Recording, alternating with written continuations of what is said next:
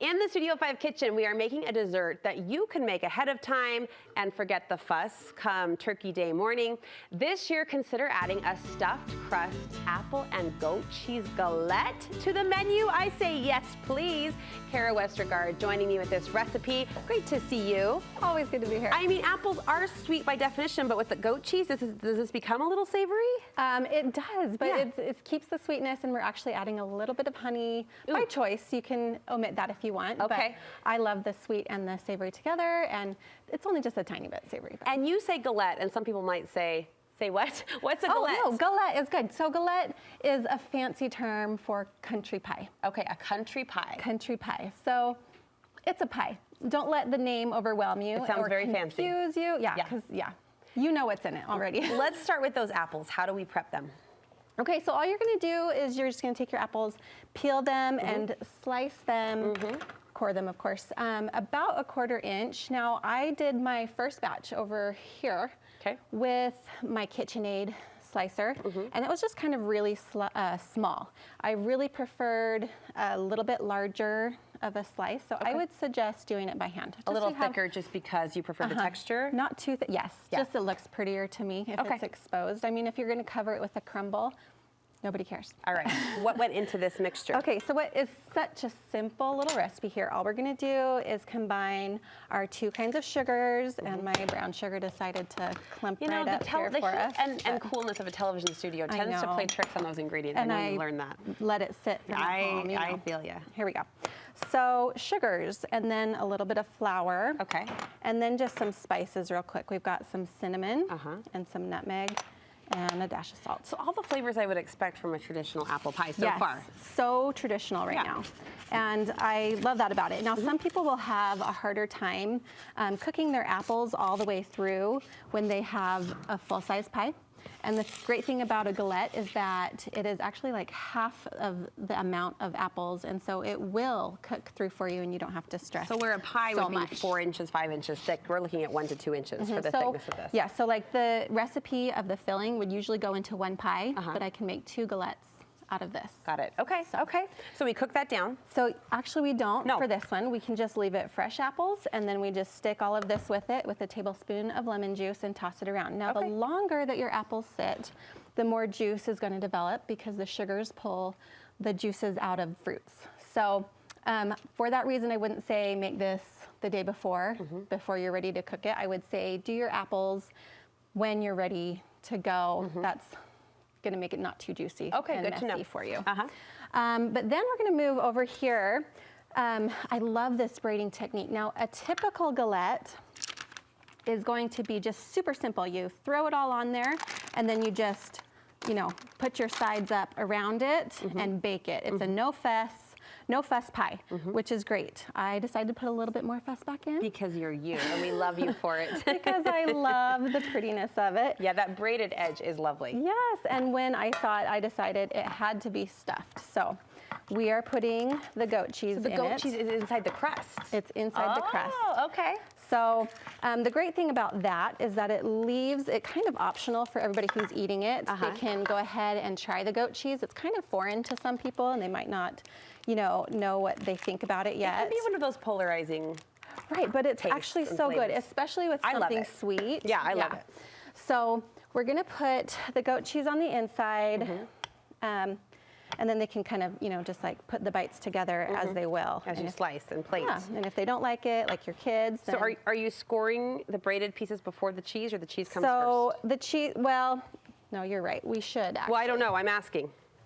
I'm just rushing. Don't take direction from me. I'm here. I'm your willing student. Okay, let me just slow down and tell you what I did. Okay, so I rolled out my crust, and then I took this 8-inch cake pan, and I just pressed it in to make sure that I have a guide here. And this is the line that we're going to be putting our goat cheese on. And you'll be cooking it on this parchment?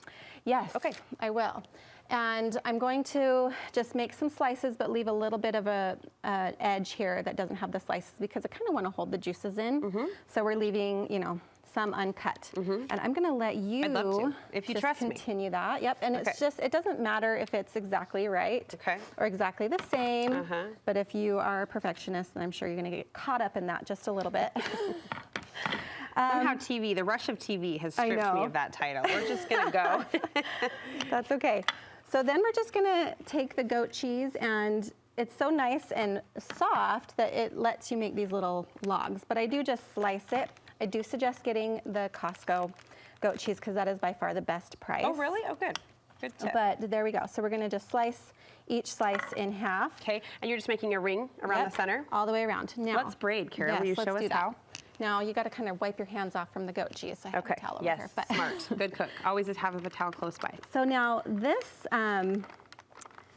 is where we get fun. So you get to peel it right off of your paper. This is, I actually forgot my parchment at home, and you guys had some freezer paper, so we're pretending it's parchment, but you'll see the grease. Anyway, so we're gonna start here with one going this way, skip one, and go the other way. Okay. And then take that one and go. And then skip, or no? And take that one and go. So now that we've run out, it's time to skip one again. So we've got a skinny one there, that's okay. Sorry, that was probably your sous chef in a TV hurry. That is all right. So then we go. Skip one. Of course you went to my side where the strips were So nice and uneven. I that's apologize. okay, that's okay. We have a little more time, you know, it's fine. Yeah, so skip one, fold, skip fold. One, skip one, fold, fold. And we could move this over here so you could see it one more time if you want. Do you want to try? Oh, sure. Oh, sure. So I'm going to skip this one. Yep. And I'm going to pick this up. And it's easier if you bring your parchment with you. Bring your parchment to you. Yep, and you've got two there. I'm going to fold. So bring it over to the other braid. This side. Yep, bring it over that way, and then cross that one over. And then cross this one. Yep, now skip this one. Skip this one. And bring it to that cross, right, and then cross. Yeah, okay, so always think about crossing and skipping. Okay. So when you run out, you skip. The apple filling goes inside. Apple filling goes inside. Before you do your apple filling, come back and press this all down in. And then I would suggest doing your egg wash before the filling. Okay. That way you're not like fighting with all the juices of the apples as you're trying to get a nice wash on your crust. For that golden brown finish. Yes, and I would say also go ahead and get one of the hair brushes and not one of your silicone brushes because you want to be able to get into the little nooks and crannies here without like ruining what you've already done. Your beautiful braid. So yes. So reach for the bristle brush. Yes, it's just softer and nicer. What are our baking instructions on this? And then, and then one more thing real quick too is you don't want to forget your sparkling sugar if you can. This is such a fun touch. It is. And if you don't have it, you can use regular sugar. But this is so fun to work with. Yes, well, the effect is beautiful. So baking instructions? Okay, baking instructions are chill it first before you bake it because you want to be able to shock it with heat. So we're going up to a high heat at 425. Okay. Taking it straight from the freezer. We're gonna freeze it and we're going to then fill it after we freeze it. I freeze it completely? Freeze the crust. And completely? Yes, you can. And then fill it? Fill it and then stick it in your oven while it's still really cold. Do I do egg yolk before I freeze it? No. No. Freeze it, pull it out, egg yolk, egg wash. And I will have this all orderly in the recipe. Put the filling in and then shock it with a high temperature for how long? Yes, so we're going to shock it for 15 minutes. Okay. And then drop the temperature down to 375 and let the fruits keep cooking. What does the high heat do? So the high heat is going to shock the cold shape that we have and help it to not like just kind of melt everywhere. And stay in place. Yeah, it's going to keep it in its spot. Ooh, I love the kitchen nerd in you. That's a compliment. I really do. You perfect the recipe and allow us to kind of learn along with you and get it just right. The effect is beautiful. Thank you so much. Where can we get more recipes from you? You can follow me on Instagram at Balsamic Baker. Balsamic Baker online. We'll link you over from our website. Instagram too, right? Yes. Yes. Kara, thank you so much. Thank you. Beautiful apple and goat cheese galette for Thanksgiving. Happy Thanksgiving to you. Happy Thanksgiving.